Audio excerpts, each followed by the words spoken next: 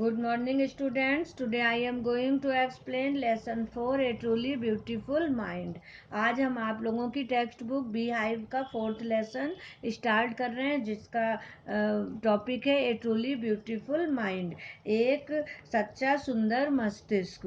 तो ये जो है इसमें बिफोर यू रीड इसको हम पढ़ते हैं कि पढ़ने से पहले किसके बारे में, तो तुम किसके बारे में सोचते हो जब तुम प्रतिभाशाली शब्द सुनते हो। प्रतिभाशाली कौन है? प्रतिभाशाली व्यक्ति में कौन से गुण होते हैं जिन्हें तुम सोचते हो कि प्रतिभाशाली व्यक्ति ये होते हैं?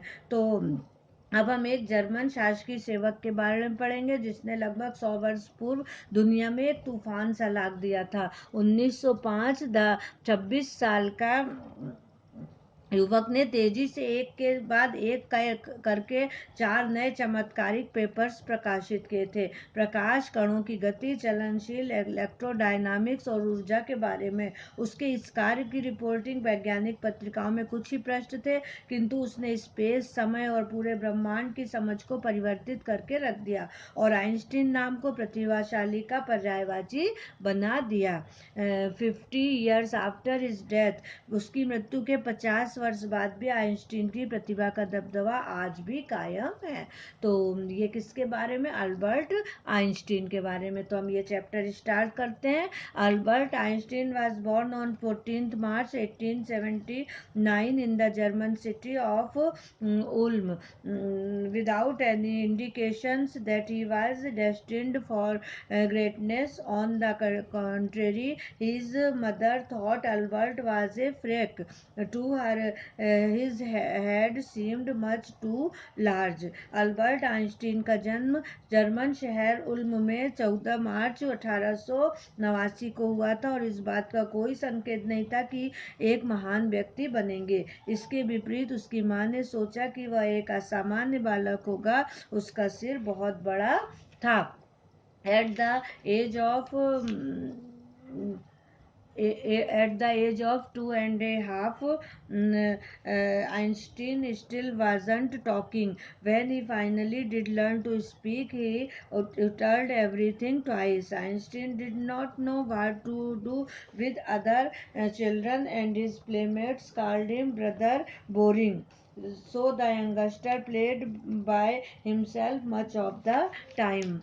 2.5 साल बाद भी आइंस्टीन बोलना नहीं सीखे थे।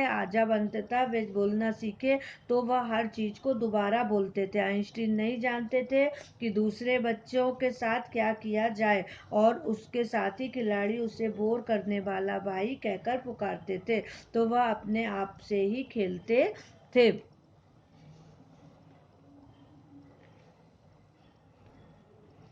He especially loved mechanical toys. Looking at his newborn sister Maza, he is said to have said, "Fine, but where are her wheels?" वह खासकर यांत्रिक खिलौनों से ही खेलते थे। अपनी नवजात बहन को देखकर उन्होंने कहा था, बढ़िया, पर उसके पहिए कहाँ हैं?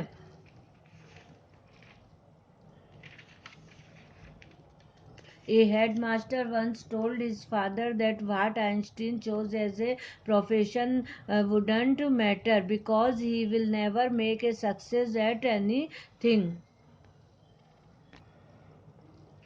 एक प्राध्यापक ने एक बार उसके पिता को कहा कि आइंस्टीन कौन सा व्यवसाय चुनता है, इससे कोई फर्क नहीं पड़ता क्योंकि वह किसी भी चीज में सफल नहीं होगा। Einstein began learning to play the violin at the age of 6 because his mother wanted him to. He later became a gifted amateur violinist, maintaining this skill throughout his life. Einstein ने 6 वर्ष की अवस्था में माता के कहने पर violin बजाना शुरू किया। बाद में वे एक होनहार वायोलिनिस्ट प्रेमी बने और अपने पूर्ण जीवन काल में इस कला को बनाए रखा।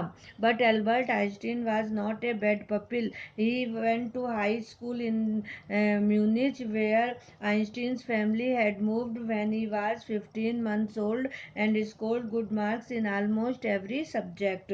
किंतु आइंस्टीन खराब छात्र नहीं थे। वे म्यूनिक के हाई स्कूल में भर्ती हुए जहां आइंस्टीन का परिवार बसा था जब वे 15 महीने के थे और उन्होंने प्रत्येक विषय में अच्छे अंक प्राप्त किए थे। Einstein hated the school's regimentation and often clashed with his teachers. At the age of 15, Einstein felt so stifled there that he left the school for good. Einstein विद्यालय के नियंत्रण से घृणा करते थे और प्रायः अपने शिक्षकों से संघर्षरत रहते थे। 15 वर्ष की उम्र में अपने आप को इतनी घुटन महसूस की कि उन्होंने हमेशा के लिए विद्यालय छोड़ दिया। The previous years, Albert's parents had moved to Milan and left their son with relatives. After prolonged discussion, Einstein got his wish to continue his education in German-speaking Switzerland in a city which was more liberal than Munich. इसके पहले वर्ष में Albert के माता पिता मिलान चले गए और वह अपने पुत्र को रिश्तेदारों के पास छोड़ दिया। लंबे वाद विवाद के बाद आइंस्टीन की इच्छा पूर्ण और वे जर्मन भाषित स्विट्जरलैंड के एक नगर में एक स्कूल में जो म्यूनिक के बजाय ज़्यादा उदारता में शिक्षा जारी की। आइंस्टीन अब इसके आगे हम आप लोगों को नेक्स्ट वीडियो में पढ़ाएंगे। Okay, thank you.